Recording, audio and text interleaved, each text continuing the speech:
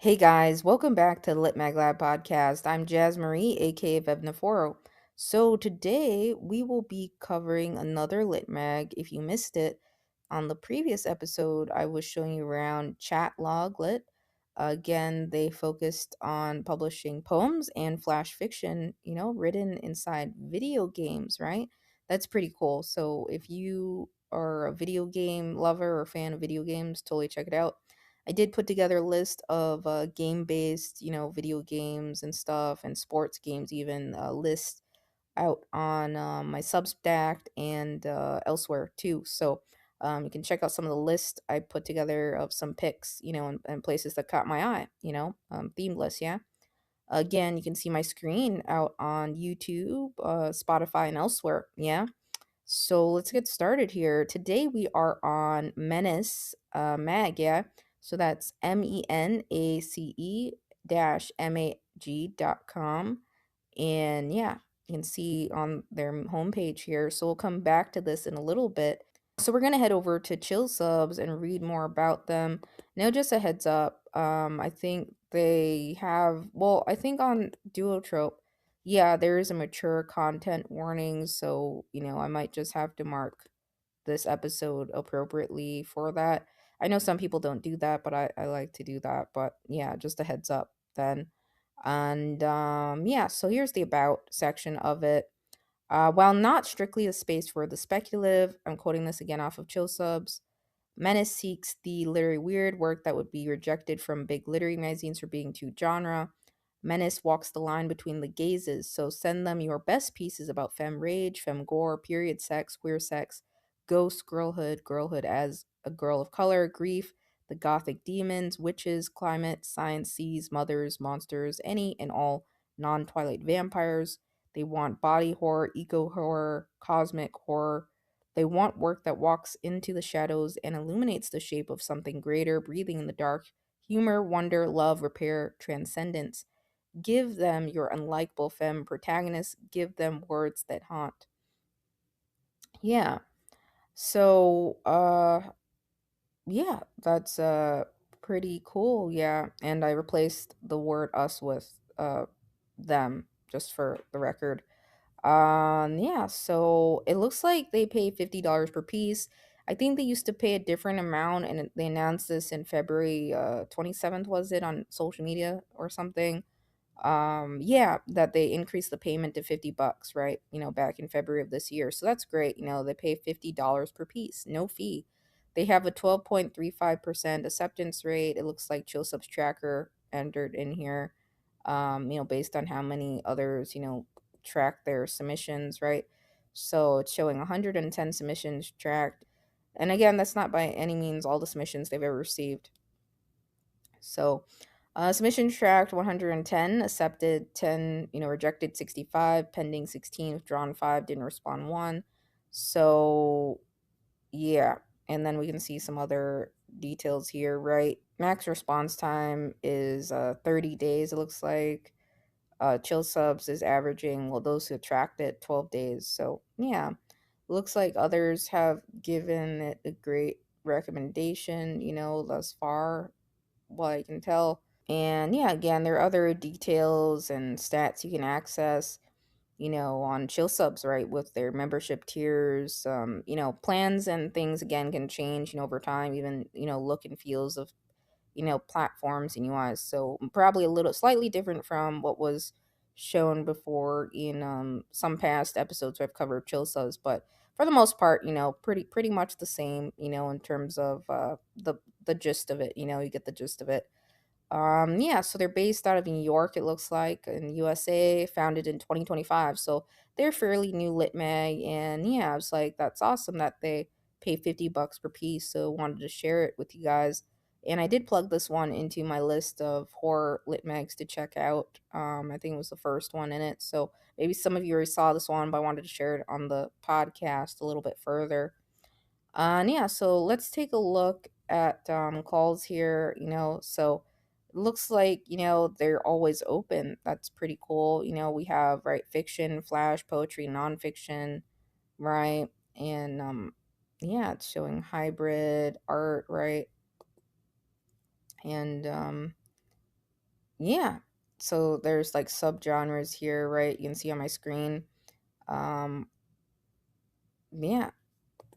So I'm gonna just click on poetry, prose poetry, general, and then there's like subgenres for fiction here: horror, experimental, magical realism, fairy tales and folklore, gothic, noir, slipstream, humor, LGBTQ, fiction, speculative fiction.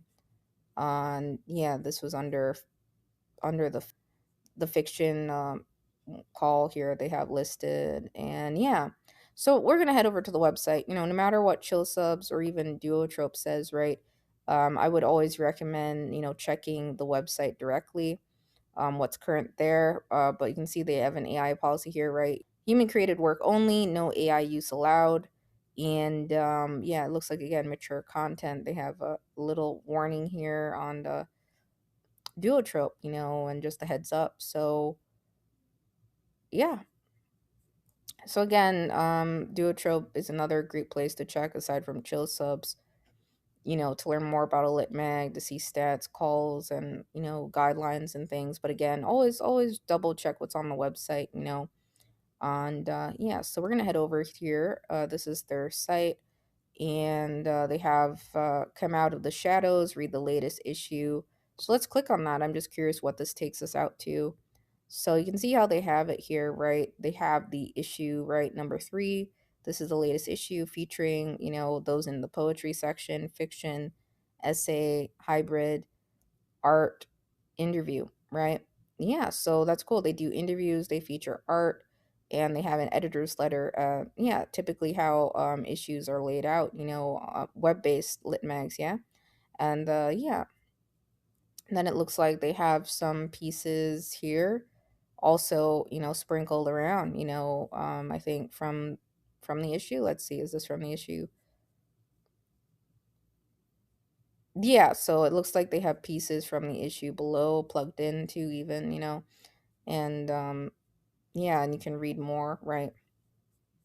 So we'll go back to the homepage, and yeah, they have a subscribe box here, So yeah, let's take a look at issue 1 and 2. I think it's the same layout, right?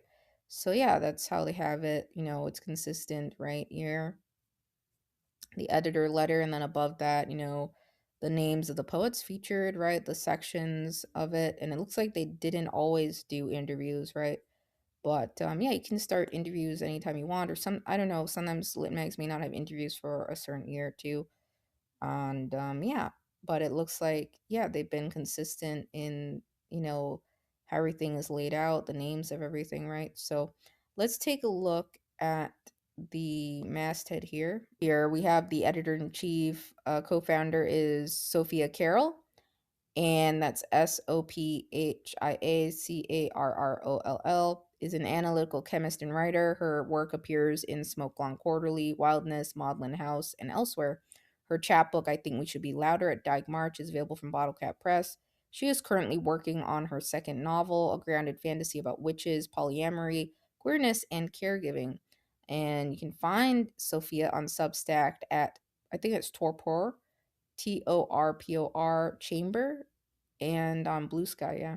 So we have others here listed: co-founder and editor emeritus Stacia Shaputa. I'm so sorry if I mispronounce any names. And a co-founder, editor, and designer emeritus Disha Trivedi. So if I mispronounce all those names, I'm so sorry in advance. But you can see them on my screen here, yeah. And yeah, so that's the masthead. And yes, we have the bios. That's great. And yeah, now they have their mission statement here. That's great. Every lit mag and journal, again, should have a mission statement visible and accessible. So yeah, so it basically covers what I said on Chill Subs, but I'll mention this. So Menace is a biannual literary magazine, again, publishing work that encapsulates the dark, the transgressive, the gross. And yeah, and that part I've read already, so I'll skip over that. Um, then they have, a what we like section, so they give specific examples of, it looks like names of poets and other writers here and names of work, that they like and enjoy. So that's always good to see.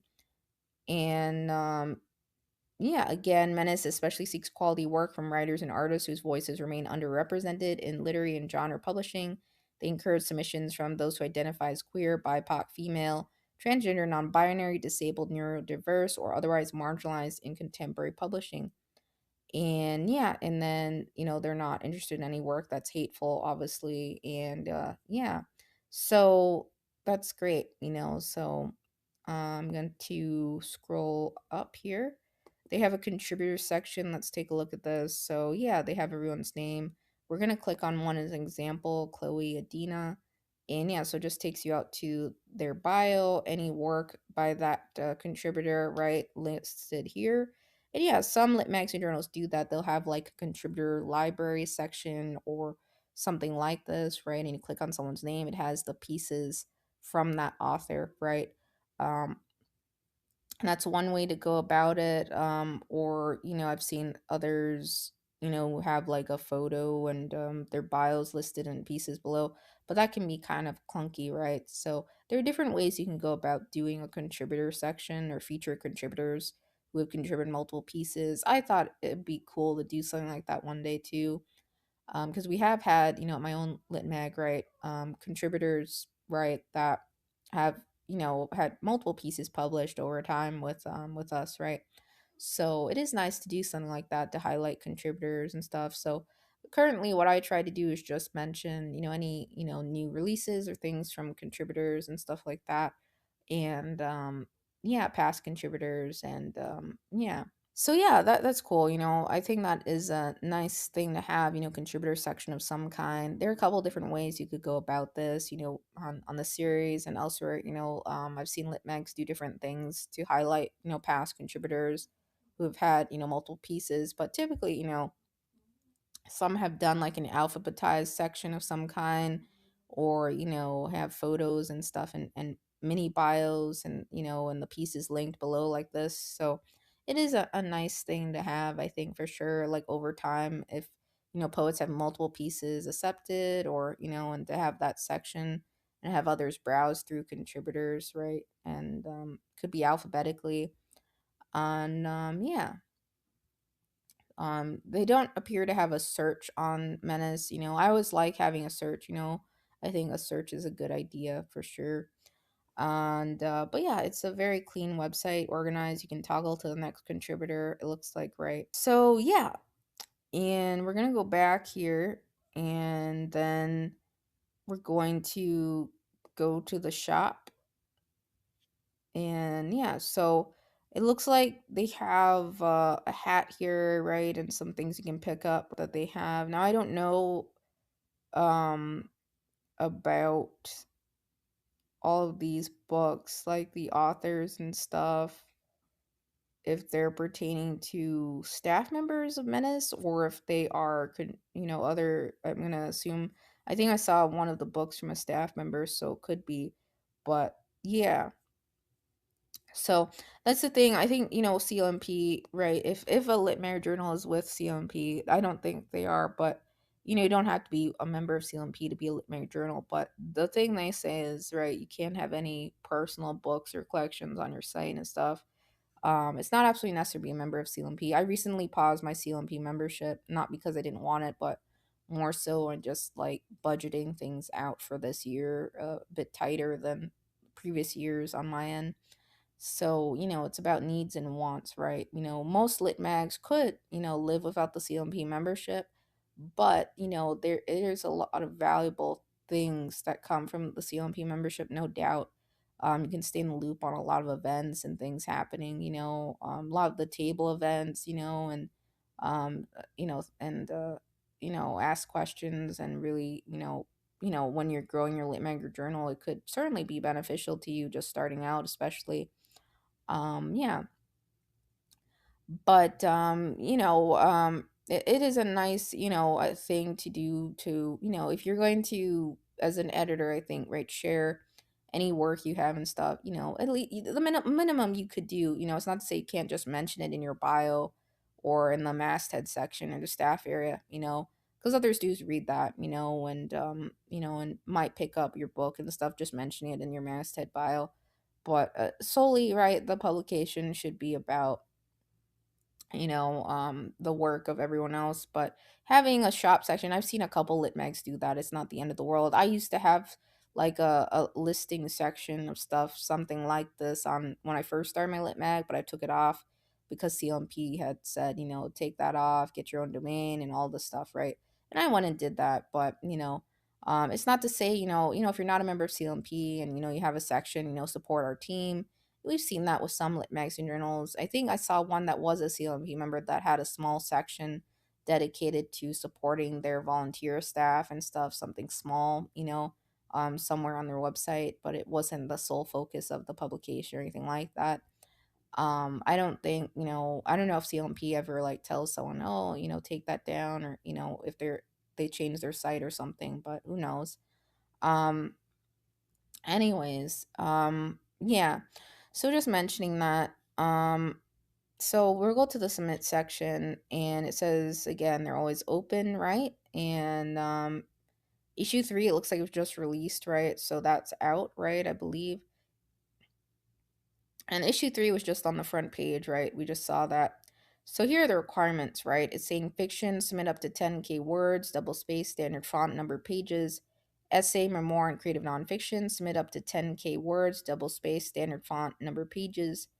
Flash fiction and flash nonfiction, submit up to 1,000 words, double spaced, standard font, number pages. Submit up to 5 poems in one packet, limit 10 pages. So here are the requirements they have for submitting. Fiction is saying submit up to 10,000 words, double space, standard font, number of pages. Essay, memoir, and creative nonfiction, submit up to 10,000 words, double space, standard font, number of pages. Flash fiction and flash nonfiction, submit up to 1,000 words, double space, standard font, number of pages. Poetry, submit up to 5 poems in one packet, limit 10 pages, start every poem on a new page. It says here, the poetry submit is not required to feature speculative or horror elements. Please read their current issue and their mission to understand the poetry they enjoy. So yeah, if you're ever unsure, what a lit mag or journal is stating about, the type of horror they're looking for or anything like that, just take a couple minutes, and read some past pieces. It doesn't take too long to do that. It appears everything is free to read on Menace Mag, so there's no paywalls or anything like that. So, by all means, take the time to read a couple pieces before submitting, totally. And, read their current issue, right, to understand and everything. So, visual art and photography, right, it says submit up to 3 pieces at a time, black or white or color with titles. List your medium or materials if appropriate. An artist statement is welcome but not required. They also accept film, stills, comics, and photography of the submitting artist's own exhibitions and performance work. Film, video, and sound. Submit up to 3 pieces of a total of 10 minutes using .mp4 file format. List your film medium or instrumentation if appropriate. Reviews and cultural critique. It says, please query the editors. They have their email here, with a pitch for your piece. They do not accept completed reviews at this time. Hybrid and intergenre. They welcome hybrid work, including multimedia work. Indicate the work is a hybrid piece within your submission email subject line and email body. So it looks like they intake submissions through email, right? And, it says attached as a Word doc or PDF file, right? Using standard serif font for art, music, or film submissions, submit as JPEG or MP4s. In the subject line of your email, please indicate the category to which you're submitting, right? Example, fiction for Menace. Yeah.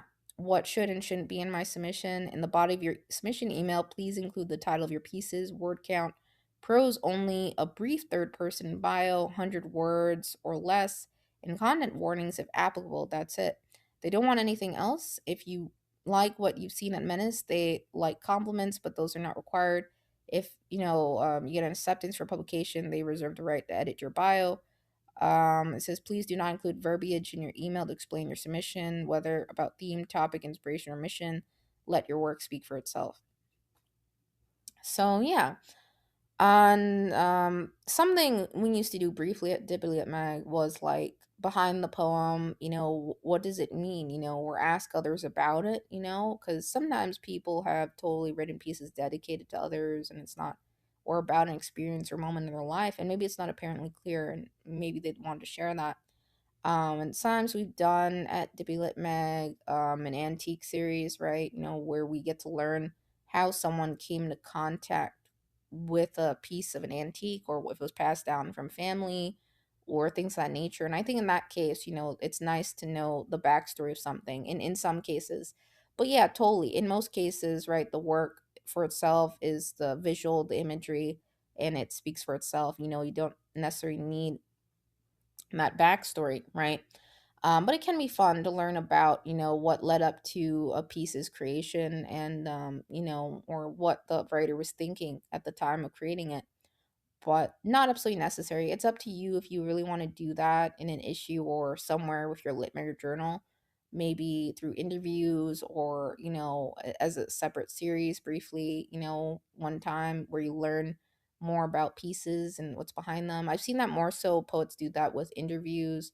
I've seen more so lit mags editors do that with interviews, like ask a little bit further, about the writer, the piece, and, what led them to getting into write poetry, fiction writing, and so forth.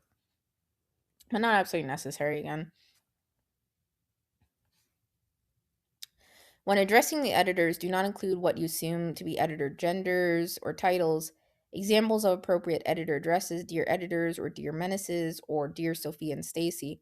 Any submission addressed to Miss X or Miss X or Mrs. X will be disregarded. So yeah, just be mindful about that, and always a good idea to read carefully what the editors want to be addressed by or how they want it to be addressed, especially, in your email or your cover letter or, however you're, setting your submission through. In this case, it's email, right? On this podcast, right?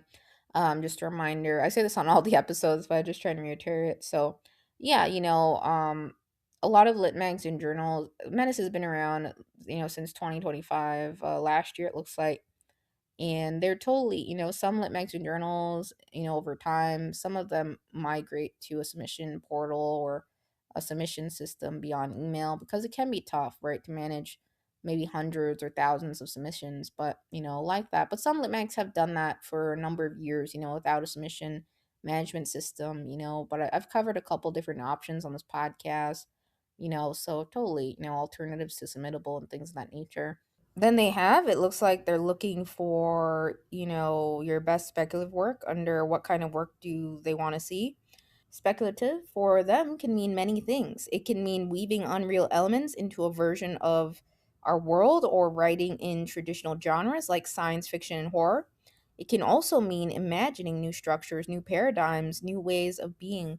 They welcome work that incorporates other languages without translation into English, as they consider such work to be speculating about a world and language beyond the language of empire. It says here they're pointing towards the poetry of, I'm probably going to mispronounce these names, I apologize, Jimin Seo, Zaina Hashem Beck, Emily Lee Luan, and Musab Abu Toha for examples of such work.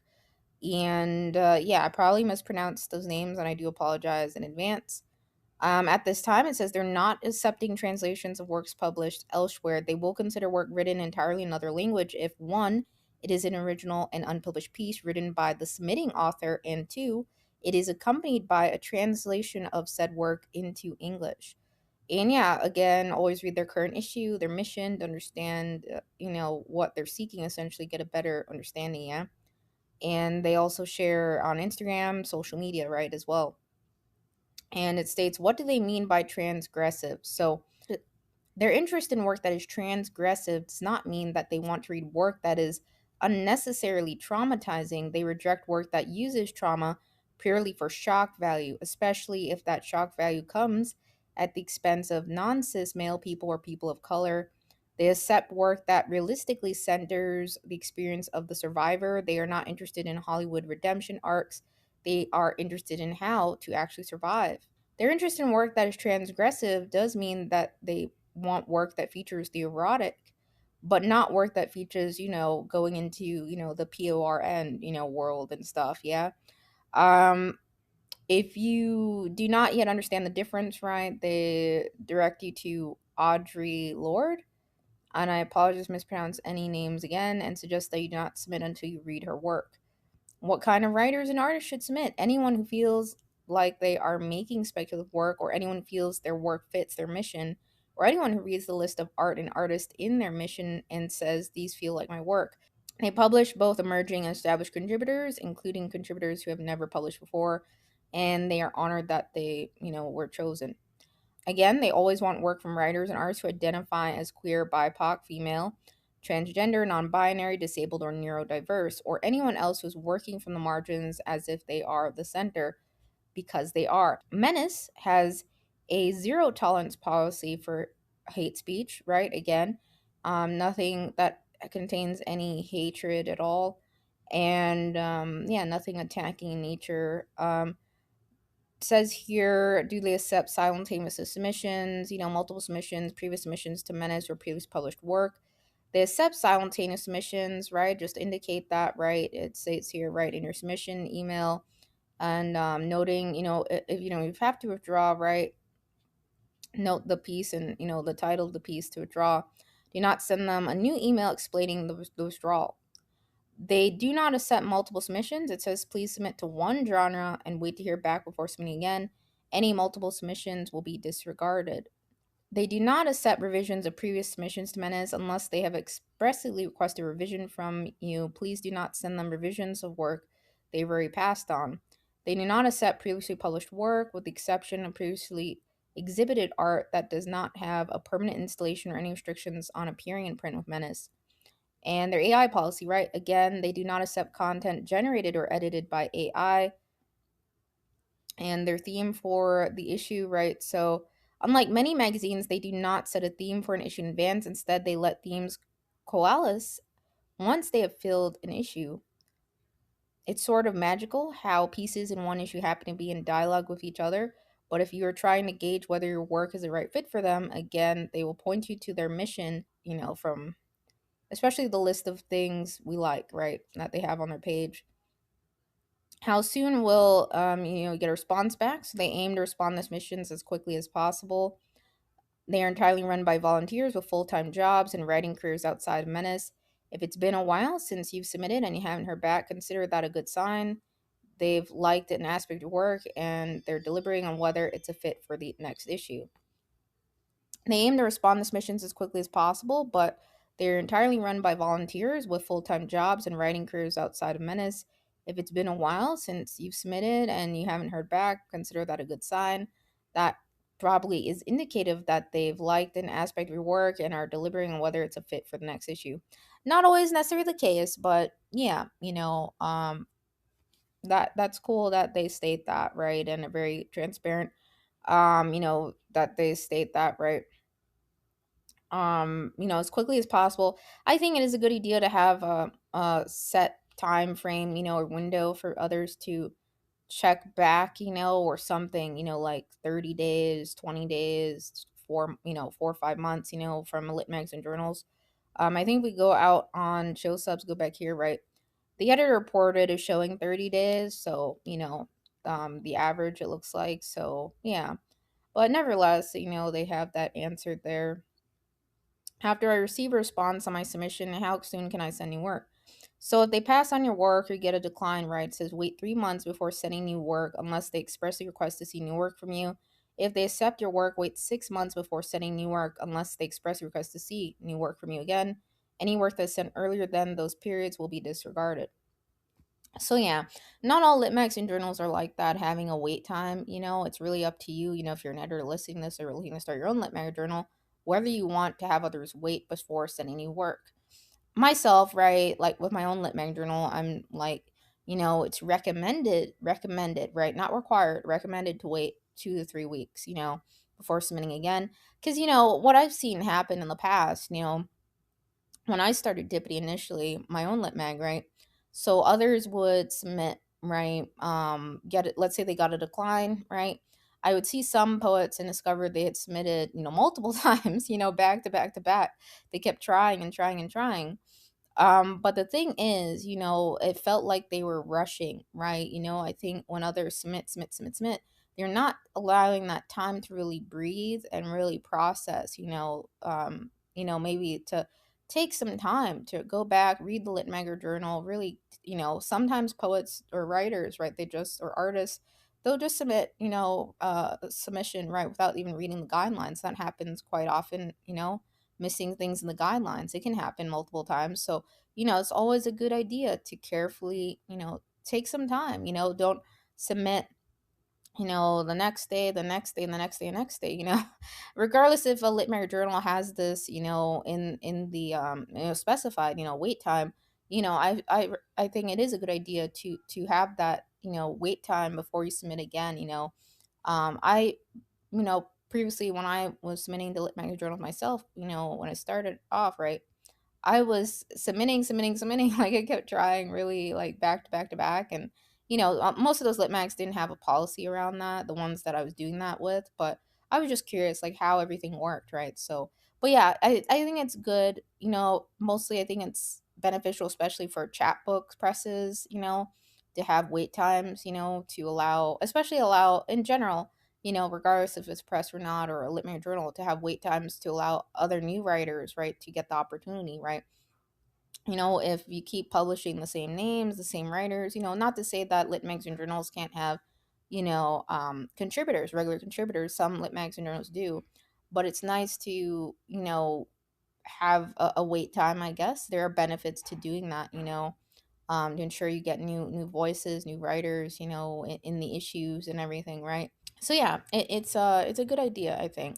Not absolutely required, but something to think about if you start your own lit marriage journal, like a recommended wait time or a required wait time. It's really up to you. I think chapbook presses absolutely do need a wait time. Lit mags and journals, and I know some do and don't have policies around this, so just read carefully. So after an acceptance, it looks like they'll request first North American serial rights for publication. Following publication, all rights revert back to the author. If you publish your work as part of a collection, they ask that you credit Menace as the place your work first appeared. And yeah, and again, they do pay contributors, so that's awesome, right? Back on February 27th, I think, or early winter of 2026, they bumped it up to $50 per piece. I don't know what it was previously or how it was structured, but they strongly believe that in this day and age, it's more important than ever that creators be paid for their work. They also believe that paying contributors aligns with their mission to elevate voices marginalized in contemporary publishing. They are able to offer an honorarium of $50 per accepted piece. They wish they could pay more, but as a small magazine committed to keeping submissions free, this is all that they can afford at this time. If they keep growing, who knows? They can they also try to support their contributors in other ways. If you get your work accepted, you are part of their community. They want to hear what you're up to next. They shower their contributors with much fanfare on social media for their publications in their magazine and elsewhere. Send them updates on what you're working on beyond Menace so that they can read it. Share it, let them sink their teeth into it, right? And it says, let's build a benevolently menacing world together. So yeah, they're on Chill Subs and Duotrope again. They do offer feedback, actually, it says here. So I know some lit mags and journals change this over time as they grow and restructure things, but I don't know. This is what it's showing as of July 2026. So yes, they offer feedback. If you would like feedback from their editors, including in-text markups and a 1 to 2 paragraph oral response, they offer the following tip jar options. So it says make payments through PayPal, right? And they have the email and indicate your feedback request within your submission email. So yeah, they do take feedback requests. It looks like 1 to 3 poems cost $50 for feedback. Flash fiction or CNF is $30, and then fiction $50 for work under 5K words, $90 for work between 5K to 10 words, and that is for their feedback options. So yeah, that is one way. Again, lit mags and journals can help sustain things, right? Adding yeah, so that is one way lit mags so yeah, that is one way lit mags and journals can, help sustain themselves, offering additional options. Feedback is a great way. A lot of lit mags and journals do so. And it's really up to you, what, price you want to put on feedback if you're an editor, and yeah. Um, some places I've seen, 100 plus and it's fairly high, and some places I've seen, $20, 20 to $50, fairly low. So the range is, I haven't seen like an average range, but 20, $25, I don't think that's too bad. But that can change over time with any lit mag or journal, like the structure of feedback requests and things like that. It looks like they're handling everything through email at the time, right? And yeah, it looks like they're handling everything through email right now. And yeah, I think totally, as the Late Journal grows, I think it can be a bit tricky to juggle, feedback requests and submissions and different genres all through email. So again, totally, there are some pretty cool submission man systems out there, that I've covered on this podcast that have some neat integrations in there, for collecting tips and for setting up, feedback requests, things of that nature, and even, doing payments, through the submission management system itself, right?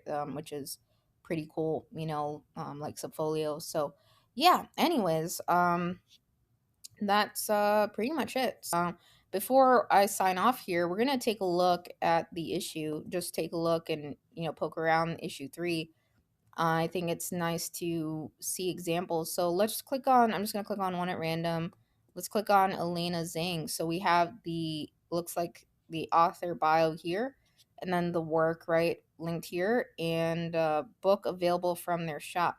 So yeah, it looks like they do plug in, I think contributor, it didn't take me directly to it, but oh yeah, so these look like contributor books too. Like they're spotlighting contributor releases, I think. Yeah. So yeah, so that's what it is. That's what we were seeing here in the shop. So it's a mix between, I think, some, I see the volunteer staff, right? The masthead, some books here. And then we have contributor books, right? Spotlighted here, right? Releases they had. So that's awesome, that they're highlighting contributors' work too. Not just the issue, but, you know, um, giving a plugin link to a book release of theirs, right? It looks like. So we're gonna just click on this to see what the layout is. So yeah, they have the piece there, the author bio at the bottom. But so yeah, pretty typical layout. Poetry by Lena Zhang here, and yeah. So again, it looks like they've been doing a good job updating. Chill subs always open, right? And we can see here, right, prose, poetry, general, the form, right? That was plugged in here. On yeah, so we're gonna go back here. Let's take a look at fiction. Larissa Grayway. We're gonna click on this. I'm just clicking into the pieces. You can see, yeah, so it's standardized across, the whole. I'm just scrolling through. You guys, of course, can dig around, on their website and read these. It's always fun. Yeah, so in terms of bios, like some lit magazine journals will have a set, minimum or maximum bio, from each contributor. So that's something to think about. But yeah, it looks like everything's pretty standardized here, you know, and yeah, they have essays, hybrid work, right? And yeah, so I'm just clicking through so you guys can see briefly. Let's click on the art here. So this is from Samantha Lucia. I apologize if I mispronounced any names we can see on my screen. So yeah, they have the piece here, and then there it looks like there's toggle arrows, so you can go to. Oh well, the toggle arrow didn't take me to anything on here. I think that's just because it's one piece, but the arrows here do take you to the next. The one of the names do, take you to the next one. It looks like. So yeah, that's cool. I think that's really nice, really cool how they have it laid out. The toggles are nice, it makes it easy to navigate. Um, yeah, the ones with the names at the bottom. So yeah, I think a search is still nice to have, when you have a lot of issues over time, but it's very organized, very clean layout. So they have an interview here even. So it looks like they have bonus interviews that they do. It looks like this writer, sorry, Meredith. I apologize. I can't pronounce names most of the time. And but there's two pieces that appeared in issue three. So it looks like they did a bonus interview with Meredith. So that's pretty cool. And then they talk about a debut collection, right? And yeah, and just getting to know more about the poet, their collection, and to feature them and spotlight them. That's cool. Yeah, some lit magazine journals, they have interviews that they plug in right on their website. As you've shared on this series, some do interviews right on Substack, or post in both places, and it's totally up to you, how you want to go about doing that. And yeah, I think it's always nice to have like a backup archive or something, outside of your website, of pieces and things, or, some lit magazine journals over time as they grow, they totally, do anthologies, or, may do, print issues, one day, who knows? I don't know. But yeah, as we've seen some lit magazine journals as they grow in time, they branch into other things, and sometimes that's interviews or adding different things, to their lit mag and journal and expanding it, So yeah, that's Menace. I think they have a pretty cool lit mag, and that's awesome that they pay $50, per accepted piece. Yeah, I typically give TV shows and movie racks. I was trying to think of anything.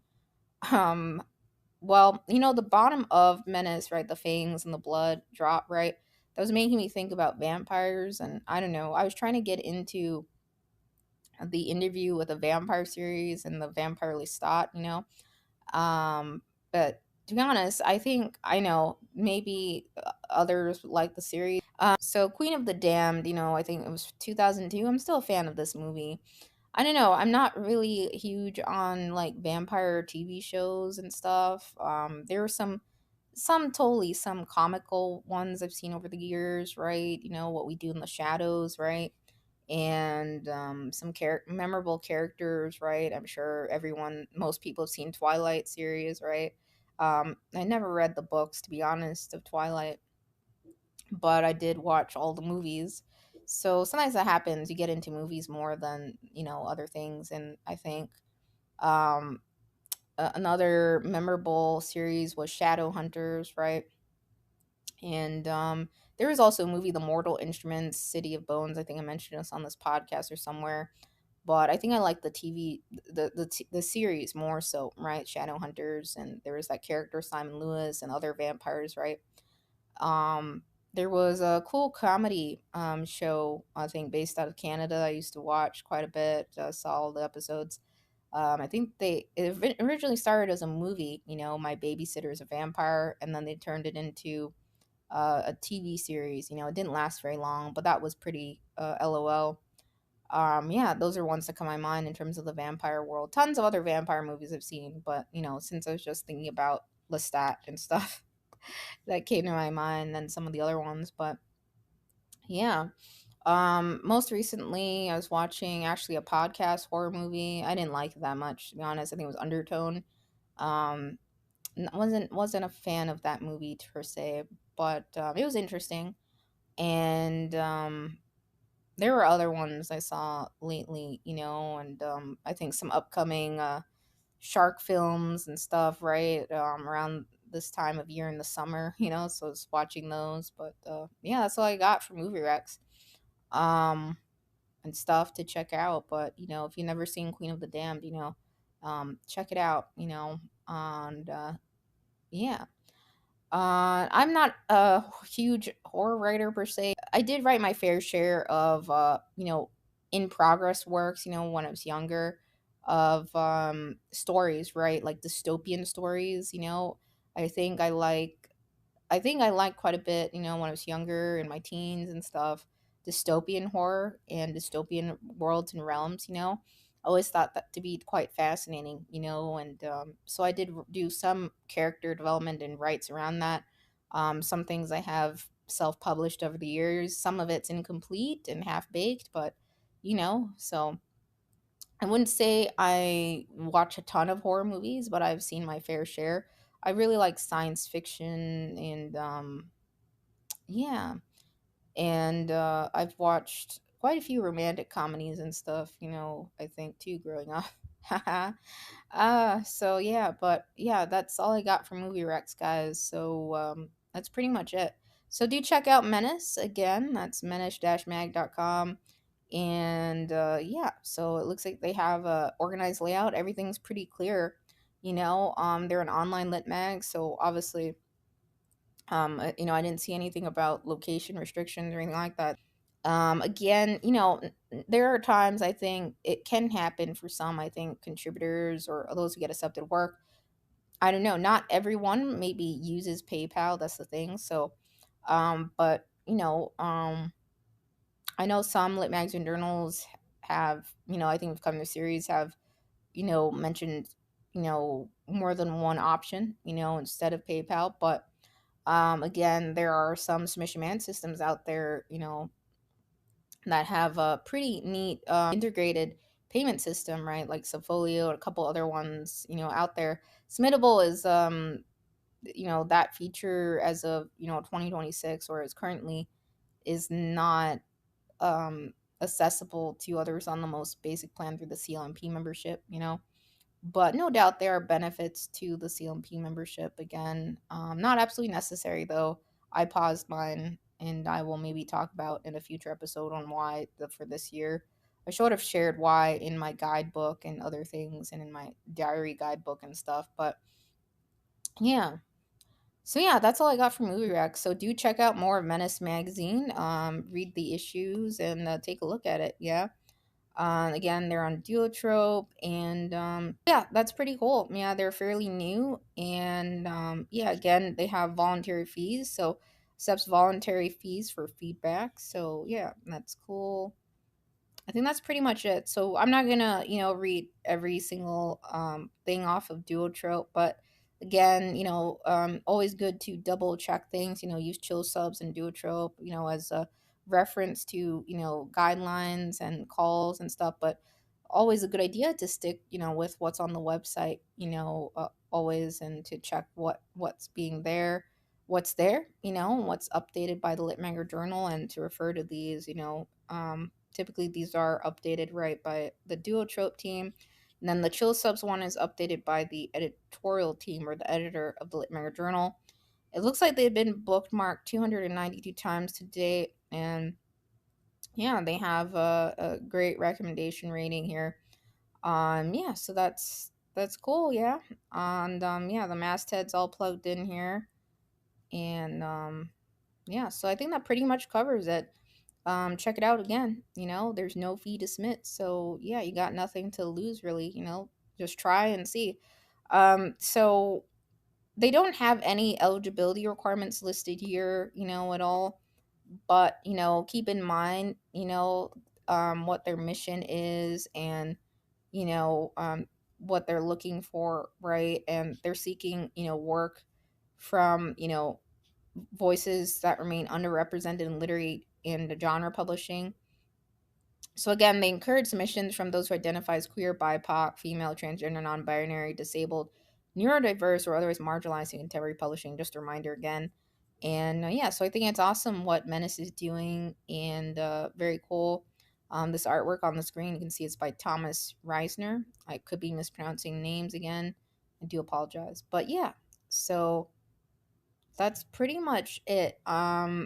I think it is a good idea for lit mags journals, with feedback fees and stuff, when you're, having optional things, whether to just mention if it's non-refundable, or, or things like that. Yeah. And then the expected time frame to hear back on feedback, or, the things like that. If it varies, or a cutoff point, definitive cutoff point with feedback. Yeah. Is it received the same time they get a decision right on their piece, right? And is it within, 30, 60 days or something like that, just a thought. But other than that, I can't think of anything else. P.S. guys, this site was built with Squarespace, I believe. And yeah, I just try to mention that on most episodes, not all, because, oftentimes I think others like, oh, I wonder what this website, what they use to build it, and yeah, so there are, quite a few options out there to create a website, right? I've covered on this podcast in one episode, like, my preference in terms of site builders and things like that. And yeah, so you'll find that episode somewhere in the Q&A series again, the ones without the circles, and there are some playlists I put on certain platforms, not all. So do check it out, yeah. And yeah, that's Menace, and take care, guys. Yeah, see you in the next episode. Yeah.